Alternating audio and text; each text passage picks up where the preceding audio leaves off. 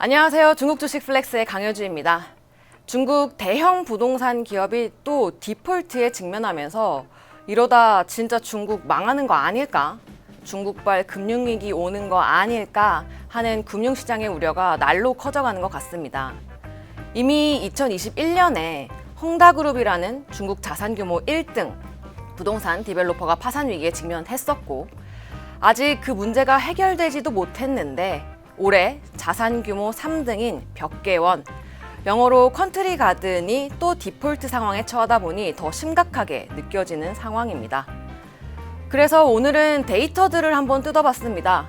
이번 벽계원을 포함한 디폴트 위기에 직면한 부동산 디벨로퍼들의 공통점, 해당 공통점 등을 통해 추정해본 디폴트 가능성이 높아 보이는 기업, 그리고 연속적인 디폴트가 날 경우 중국발 금융위기 올까?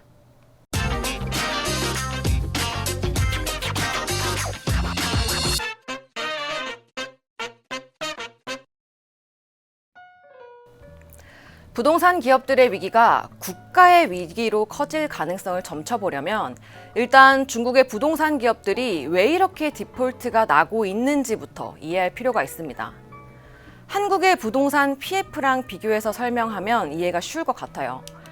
간단하게 부동산 프로젝트는 개발하고 싶은 지역을 설계하고 해당 지역에 땅을 매입하는 것, 그리고 거기에 직접 짓는 것, 두 가지로 나눠볼 수 있겠죠. 여기서 부동산 디벨로퍼가 프로젝트 설계와 필요한 땅을 매입하는 것을, 건설사가 디벨로퍼가 조달한 땅에 건물을 짓는 것을 담당합니다. 그리고 부동산 프로젝트에 필요한 자금은 디벨로퍼가 계획한 프로젝트의 사업성을 믿고 자금을 대달라라고 금융사에 요청하는데요. 이 자금 흐름 등을 용이하게 관리하기 위해서 디벨로퍼들은 특수 목적 회사인 SPC로부터 SPC를 세워서 자금을 조달받고 건설사에게 그 대금을 전달해 주는 구조다라고 이해하시면 됩니다. 디테일한 건 차이가 있겠지만 전체적인 구조는 중국도 한국과 아주 비슷합니다. 부지 매입, 인허가, 분양 등을 전문적으로 하는 부동산 디벨로퍼가 있고요. 시공만 하는 건설사도 있는데요. 중국에서 특이한 건 여기 SPC가 정부라는 거. 중국은 부동산 사유화가 가능해진 지 오래되지 않았죠. 원래 모든 땅은 중국 정부의 소유였다는 뜻인데요. 그래서 그동안 중국 지방정부들은 그들이 보유한 토지를 팔아서 마련한 자금으로 해당 지역의 부동산, 인프라, 건설을 진행했고, 이 자금을 용이하게 관리하기 위한 특수 목적 회사격인 LGFB를 세웠던 것입니다. 정부가 돈 관리하는 거라면 한국보다 더 안정성이 담보되어야 될 것 같은데 왜 그럼 중국 부동산 시장에서는 사건, 사고가 매일 빵빵 터지는가? 바로 이 돈을 대주는 정부가 스스로 돈줄을 막아버렸기 때문입니다.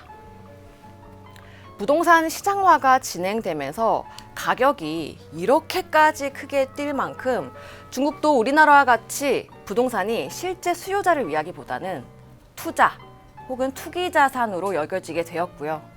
여기에 인구 감소와 같이 부동산 수요는 점점 줄어드는데 공급만 늘어나서는 안 된다는 구조적 문제를 인지하고 중국 정부는 이 무분별한 부동산 개발을 막고자 정책을 발표했는데요.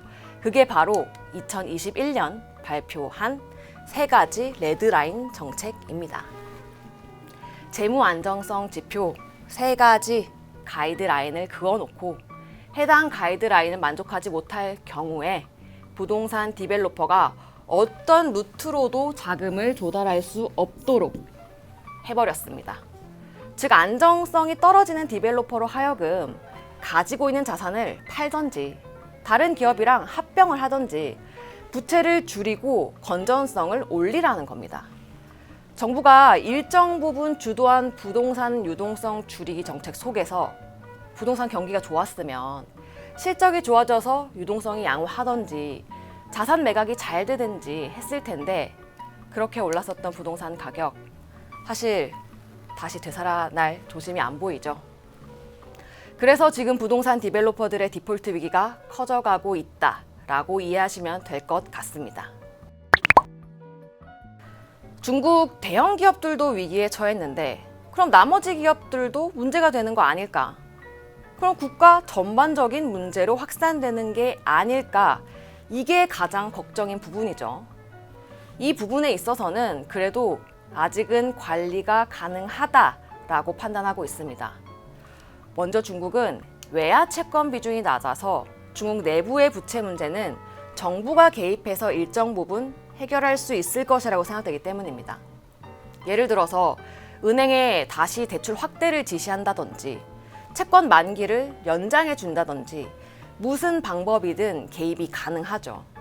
반면 외화 채권은 정부가 개입이 불가능하다 보니 문제가 굉장히 커질 수 있는데 중국의 GDP 대비 외화 채권 비중은 14%로 다른 국가나 한국 대비로도 크게 낮은 수준입니다.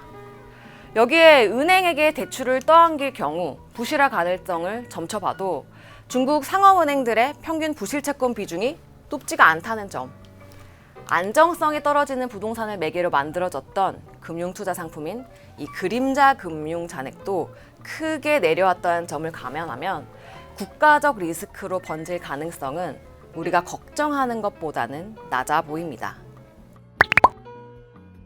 그럼 여기서 나올 수 있는 질문, 관리가 되는 거라면 지금 중국 저가 매수 타이밍이겠느냐? 관리가 될지언정 중국 부동산 디폴트 관련 노이즈는 지금이 끝이 아니다. 앞으로도 계속해서 나올 테니 중국 투자에 대해서는 보수적인 태도로 접근하는 것이 맞다라고 판단합니다. 사실 우리가 한국 뉴스에서 자주 접했던 디폴트 건이 헝다, 벽개원인 거지 중국 내부에서 채무 불이행이 진행된 기업들은 이미 꽤 있습니다. 그리고 그들에게 보이는 공통점이 있는데요. 첫 번째, 정부의 부동산 정책과 완전히 상반된 경영 전략을 썼다. 중국 정부는 2015년 이후부터 구매 제한 정책을 펼칠 정도로 부동산 시장 과열을 조절한 것과 완전 반대로 전체 자산 규모가 2015년 이후 3배 이상 늘어날 만큼 부동산 시장 투자에 집중했다는 것. 두 번째, 그 투자 자금을 모두 부채로 끌어다 쓰면서 재정 건전성이 크게 악화되었다는 것. 이 때문에 디폴트가 났던 기업들은 정부의 3가지 레드라인에 1개 이상 미달하고 있는 것은 당연하고요. 장단기 부채 상환을 위한 유동성도 악화되고 있는 모습인데요. 먼저 1년 이내에 상환해야 되는 단기 채무가 빠르게 늘어나면서 유동 부채 비율은 지난 5년간 디폴트 기업들은 최소 20%포인트 이상 빠르게 증가하고 있고요. 장기 부채에서 발생하는 이자 상환 능력도 영업현금 이자 보상 비율은 모두 1 이하를 기록하고 있습니다. 마지막으로 늘어난 부채들의 많은 부분이 은행 대출보다 회사채로 구성되어 있다는 것도 특징입니다. 당연히 정부 정책과 상반된 경영 전략을 쓰고 있으니 안정성 측면에서 은행 대출이 나오기엔 부족했겠죠. 그리고 정부 정책과 상반된 경영 전략을 쓰는 기업은 국유 기업일 수가 없으니 디폴트 위기를 맞은 디벨로퍼들은 민영 혹은 외자 기업입니다. 이 3가지 공통점에 이번 디폴트 사례인 벽개원을 추가로 감안해 볼 필요가 있는데요. 벽개원은 그동안 욕심부려서 매입해둔 토지 보유량이 중국 2위에 달할 만큼 많은데 하필이면 토지의 대부분이 심각한 침체를 겪고 있는 3, 4선 도시에 집중되어 있습니다. 보유한 토지의 평당가가 8,000위안, 하나로 치면 150만 원이 채 안 되는 금액입니다. 재정 안정성은 정부의 3가지 레드라인에 모두 부합하는데도 침체된 시장 때문에 본업도 힘들고 보유한 토지 상각도 힘들다 보니 이 회사채 이자 지급 시기를 지키지 못하는 상황에 직면하게 됐죠. 토지 보유량 상위 기업 중에 3, 4선 도시에 집중된 사업 구조를 가진 기업은 앞으로도 문제가 될 가능성이 높다라고 생각이 됩니다. 이 4가지 조건을 가지고 중국 부동산 디벨로퍼 상장사들을 이렇게 발라보면 가장 걱정되는 기업들은 이와 같습니다. 이미 작은 디폴트 건들을 이미 겪었던 민영 기업들이 위주입니다.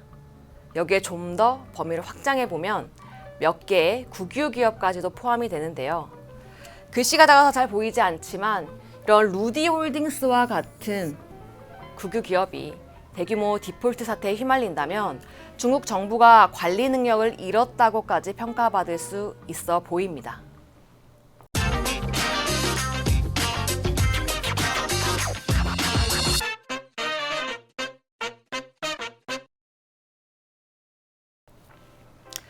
결론적으로 이야기하고 싶은 건 이겁니다. 지금 당장 중국 부동산 리스크가 전체 시스템 리스크로 퍼질 가능성은 걱정하는 것보다는 낮다. 그렇지만 관리가 될지언정 중국 부동산 디폴트 관련 노이즈는 계속해서 나올 테니 중국 투자에 대해서는 보수적인 태도로 접근하는 것이 맞다. 올해 내내 말씀드려왔던 것처럼 중국에 좋은 투자처가 나타난다고 해도 트레이닝 관점에서 접근하는 것이 리스크를 관리할 수 있는 방법이라고 말씀드리고 싶습니다. 특히 앞으로 문제가 될 가능성이 높은 기업들이 홍콩 상장 종목들이 많다는 것을 감안하면 홍콩 시장 계속해서 보수적인 투자 방향 유지하는 것이 안전하다고 보고 있습니다. 투자에 도움이 되시기를 바라며 지금까지 중국 주식 플렉스의 강효주였습니다.